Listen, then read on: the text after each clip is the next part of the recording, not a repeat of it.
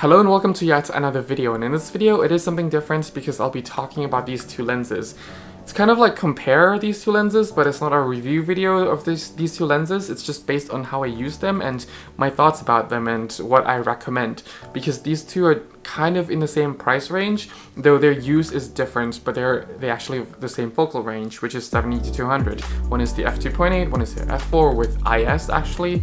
So yeah, so for some people it can be straightforward which one they want, and for some it's kind of like, because it's in the same price point, should they go for one rather than the other? Or yeah, I hope that this video will somewhat help you with that if you're in that circle. But if you're just here to hear about these two lenses, then just sit back and relax, I guess. So without further ado, let's get into the video.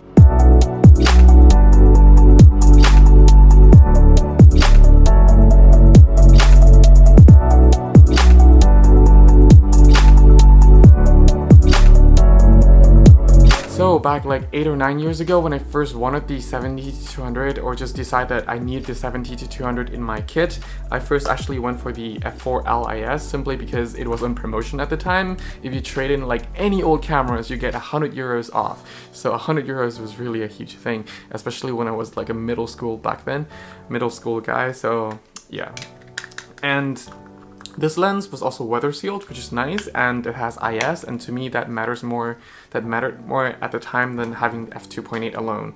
And of course, if you've been watching a lot of my camera gear videos, you'll know that I much prefer gear that has weather sealing. To me, it's just like a huge bonus or a huge point that can be like a deciding factor if I go for that gear or not, because I just really hate caring about my gear when I'm out in a shoot, like whether or not it can go through that temperature or go through that amount of rain or whatever. And obviously when I bought this lens at the time, I didn't hesitate to mount it on like the 7D, the 5D Mark II cameras and just shoot like the sports event in the stadium and things like that. So, and it was really downpouring that summer, so yeah, I was glad that I made the decision on this. And to me, when you zoom out with a 7D, a crop sensor camera, when you zoom out to 200 millimeters, you still get a decently out of focus background, so it just didn't matter to me as much until like not long, well, maybe 5 or 6 years after that.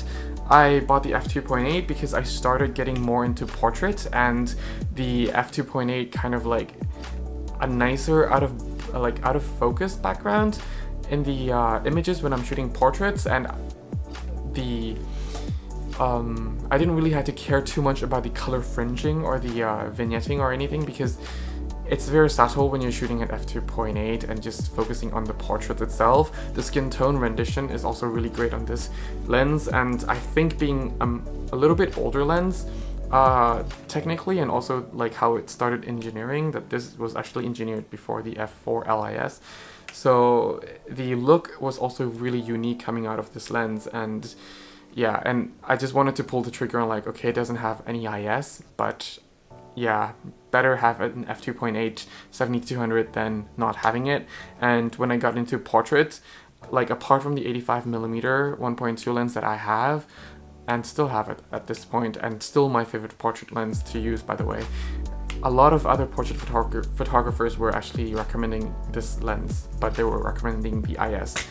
So in this video, I would like to talk about the ergonomics and the operational side of these lenses, and then leading into the image quality, and then into my conclusion. And hopefully that this video is gonna help some people deciding between these two lenses, because they are actually quite different. And not only from the aperture numbers, but also the actual image quality coming out of these two lenses. So ergonomically, I would still give the point to the f4 LIS simply because it's much lighter and it still feels really solid, and it's just an overall more compact size for me to travel. Again, I also travel with the 85 1.2, so this is a really subjective thing, but a lot of people also prefer the heavier weight of the 70-200, so there's that, and it's again very subjective, so I also respect that. It also feels much beefier than this. It feels much more solid, and this has more sound, which scares me sometimes when I'm working with this lens compared to this, because this has no IS, and the IS in here proved to be a problem, and I will talk about that in a bit. So yeah, and both the focus ring and also the zoom ring here is very, very loose, but also very smooth. It's still kind of like an L build quality, smooth and loose, but this one is just like really buttery hard. Not kind of like soft, but like really, really smooth, but you'll feel a lot more resistant with the zoom and the manual focus compared to the F4 LIS. And yeah, and obviously this does not have the weather sealing, like rubber gaskets around it, but I have taken this lens into rain season and it still survived, so take it with a grain of salt. But obviously if you decide to go with this lens at the end of the day and shoot in the rain, it's also at your own risk kind of thing, whereas this one, I mean, it's weather sealed and Canon says it's weather sealed, so there is higher protection, I assume, coming from this lens. And if you're asking if this is the original tripod collar for it, it's actually not the original tripod collar for it. I couldn't find the original one for some reason, whereas this one, it just comes with the actual lens already. So, you know, you get the tripod collar together with the lens when you first buy it, whether if you're buying it brand new or secondhand anyway, whereas this one, it just doesn't come with it.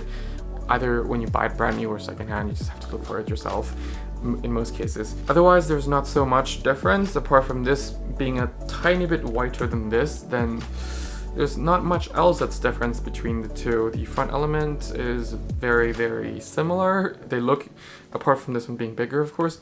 But yeah, now into the image quality. The image quality, I find that the F4 LIS produces a little bit, just ever so slightly sharper images.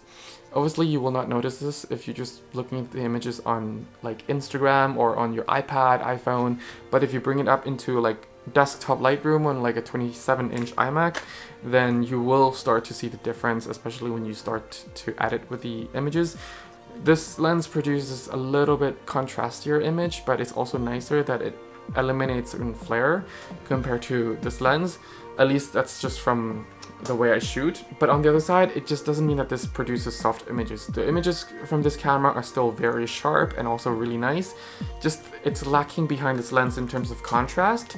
And if you're doing a lot of portrait shoots with this particular lens, the softness from this lens, well, not soft that it looks out of focus or soft that it looks unsharp, but like the slightly soft effect that you usually get with the older lenses kind of adds to the benefits of like having softer skin tones, which is nice, and kind of like a more pleasing skin tones coming out of this lens that I feel. The color rendition from this lens is also nice, though if you're shooting a lot of sports, the color rendition of this lens I much prefer because it's just that extra contrastier and it's just add to the mood of sports, of intensity more, I find. And even though this lens actually produces a tiny bit more lens flare than the F4, but the lens flare on here still looks very natural and very, very nice to look at. It's very pleasant to look at, and also it's not distracting. Like if you compare to like Fuji 7200 equivalent, for example, the flaring on that lens, even though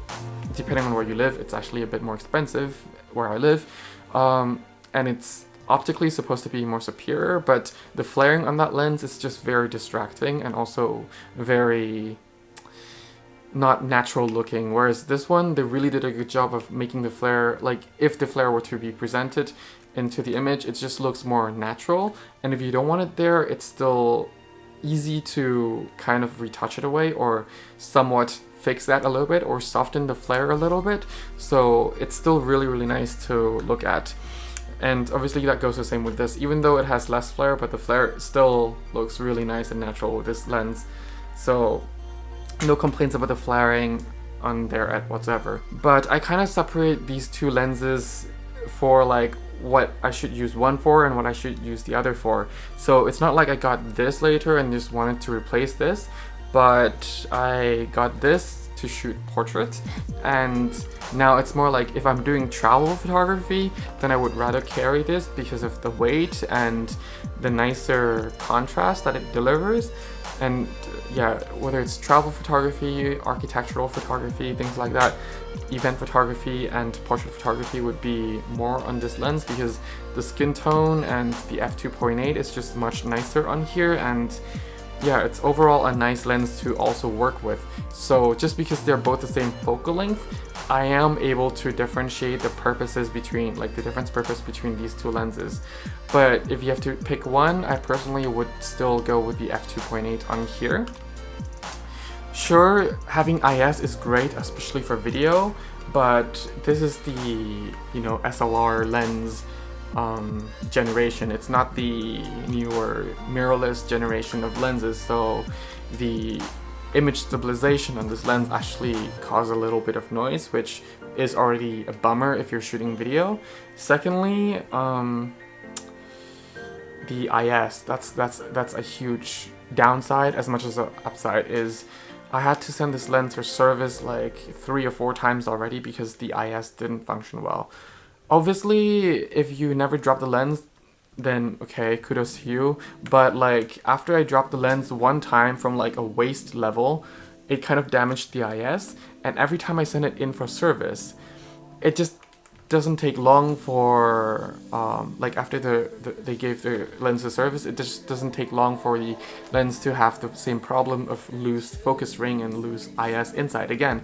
And it's always a very costly fix, because by now I think the cost of fixing the IS and the focus ring here adds up to the cost of a new 7200 f2 LIS already. So yeah, there's that. But I do still keep it. I use it now less often than I used to use it, because I have this lens and also I have the Fuji system, and if I need light, if I need to travel light, then I just bring the Fuji system anyway alongside my Canon full frame system, and then just bring the Fuji equivalent of the 7200, which is also light. So yeah, there's that. But I do still keep it for my Canon system, and it does still deliver really, really nice results. Just the IS is the bummer for me. But again, this really depends on the copy of the lens. Certain copy is really, really robust, and if you drop it once, it still works. But with mine, I dropped it from a waist level once, and then I have to send it for repair, and from then the IS. When it works nicely, but maybe after a few months, the problem will just occur again. But yeah, and having no internal movement of the IS in this lens just helped me a lot, and that's actually the main reason why I went for this lens rather than the IS version of this lens. At first I was also debating if I should go for the IS or not, because for the price of fixing this lens, I could have bought the IS one already. But yeah, there's that. Well, I know that this video has been a little bit different video, and also kind of like weird talk, because it's not really a review video per se, but I just would like to give you just my thought on what I think about these two lenses, because again, I love these two lenses, and also like they still produce really nice images, and for secondhand you still can get them for like around 500 euros, most of the time less, so it's still very affordable. So like if you have 1,000 euros budget, you can actually go for these two lenses, or a secondhand f2.8 LIS lens. Depending on where you live, it could be even cheaper or a little bit more expensive, but overall these two lenses are actually very affordable L lenses that still really performs really well. Oh yeah, and for focusing, I forgot to mention, for focusing, the reason I also got this for sports is, well, the focusing is a little bit faster because it's f4 and this is f2.8. It kind of have to shift more glass, more heavy glass, and it really does show. Not as obvious as if you compare the 51.2 to the 51.8 or the 85 1.2 to the 85 1.8. It's not that obvious, but there is still a slight difference. And the edge goes to the f4, of course. And as I mentioned earlier, having that f4 and zooming into 200 on a crop sensor camera still gives the advantage of a really nice out of focus background anyway, but not too out of focus that you don't know where, you know, the event is happening. So it also helps for journalism in a way, because you know, like you don't always need the f2.8 because sometimes having everything too out of focus just gives the actual subject out of context or out of stories in certain aspect. So yeah, I hope this video has helped a little bit. If you have any questions, please leave them down below. And if you need a free photography guidebook as well as a 2021 photography calendar digital download, it's also linked down in the description below. They're both absolutely for free. You don't need to send me your email address, nothing. Yeah, and thank you very much for watching. Have fun shooting and stay safe. Bye for now.